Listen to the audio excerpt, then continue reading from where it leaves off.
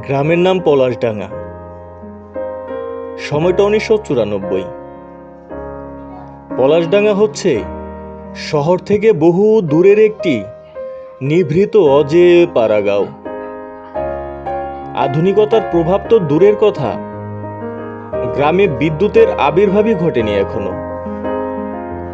আর সুযোগ সুবিধা একদমই কম থাকায় জনবসতিও খুবই কম এই গ্রামে।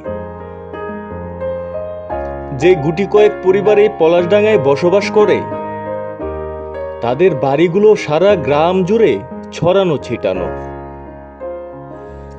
আর জনবসতি একদমই পাতলা হবার কারণে গ্রাম জুড়ে বন জঙ্গলের আধিপত্য বেশ চোখে পড়ার মতো।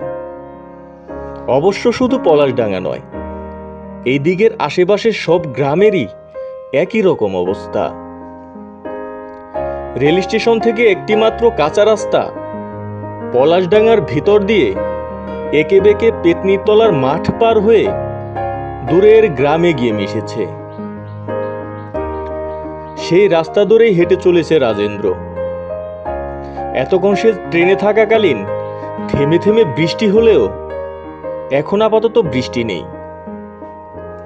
তবে বৃষ্টি ভেজা শীতল বাতাস অবিরাম বয়ে চলেছে।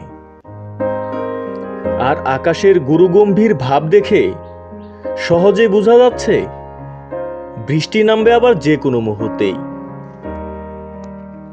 রাজেন্দ্র টর্চের আলোয় হাত ঘড়িতে সময় দেখল, রাত মোটামুটি 9টার কাছাকাছি।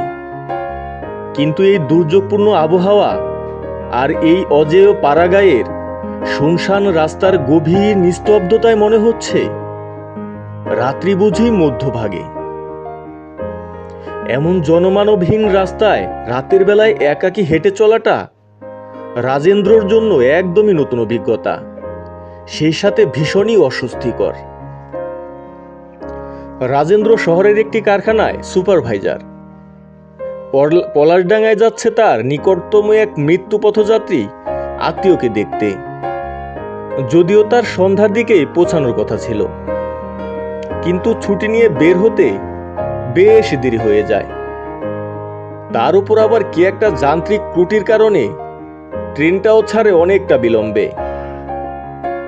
আর সব মিলিয়েই রাজেন্দ্র এখন এই পরিস্থিতির সম্মুখীন। সন্ধ্যার সময় পৌঁছাতে পারলে গরুর গাড়ি বা ভ্যান সে পেয়ে যেত নিশ্চিতভাবেই। কিন্তু এত রাতে আর এমন দুর্যোগপূর্ণ আবহাওয়ায়